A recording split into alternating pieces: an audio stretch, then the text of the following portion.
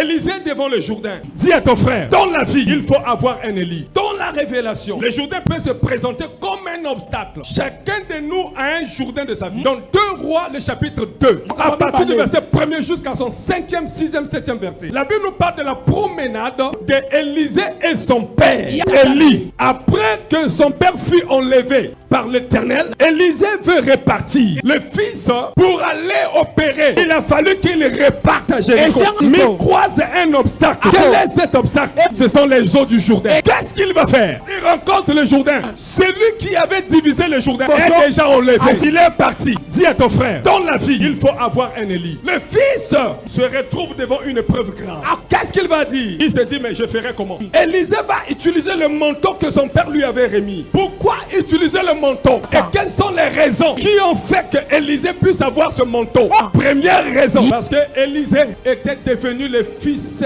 aîné des prophètes. Deutéronome chapitre 21 verset 17. Selon les explications de la Bible, Élisée n'était pas le premier à être choisi par Élie. Élie avait d'autres serviteurs. Et Élie avait le corps des fils des prophètes qui constituait plus de 7000 hommes. Les premiers-nés, selon la loi juive, reçoivent la double portion. Vous allez maintenant remarquer, Élisée était le premier-né parce que devant son père, il n'a pas demandé une portion. Il va demander à son père de lui remettre la double portion. Or, la double portion n'est réservée qu'au premier. Les fils cadets sont toujours pressés. Un homme avec 2 fils. Le premier va demander les biens de son père. C'est l'histoire du fils prodige. Il est parti pour s'amuser. Mais la Bible dit, l'aîné est resté dans la maison de son père. Ce sont les aînés qui reçoivent la double portion. Et cadets va presser à côté de Bibi. Bango Élie. Alléluia.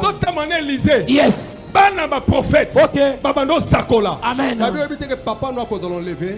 Bango Baki ba premier thé, c'était des fils aînés. Ils ne savaient pas. Discours. Les fils cadets font du bruit dans nos assemblées. Mais les fils aînés restent pour recevoir. Comme à moi na liboso. Okoya en église. Yes. Oko comme un peu moi na liboso. Un comportement na yo. Na ndenge na ko salela. Sika baninga ba wela. Bato ba wela ka bazwa kabiloko baninga bazwa kate. Deuxième raison.